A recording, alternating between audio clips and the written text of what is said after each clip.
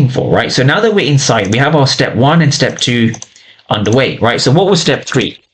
Step 3 is the order flow. And in particular in the order flow, we're looking at two things, right? So we're looking at the volume. That's the first thing. We're looking at the volume.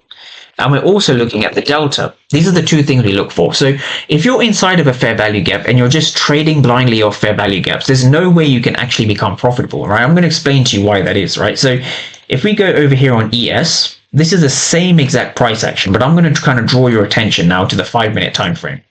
So on the 5-minute time frame, right, which also of course represents the 1-minute time frame, you want to understand what's going on behind every single candle.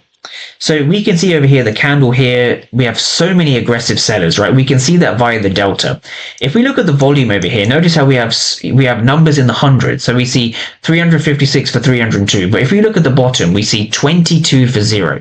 This is a volume indication. The volume has decreased. So when we go back to the regular candlestick chart, what you need to understand is in this region, we saw two things. We saw the volume had decreased, which is a good thing.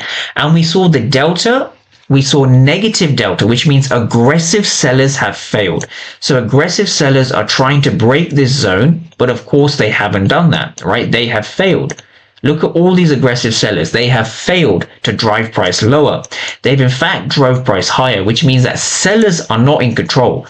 Buyers are in control, and we can only see that with volume and delta. So if there's one thing you take away from this video is understand the bid and the ask, and understand there's no way of trading profitably without it, right? So forget what the power of 3 indicators say, the gurus. You need some context. You need context in your trades, right? Very important. Now from here, we're going to be looking for a potential retest, right? So we're looking for a retest, right? This is where you can start to use fair value gaps a little bit. So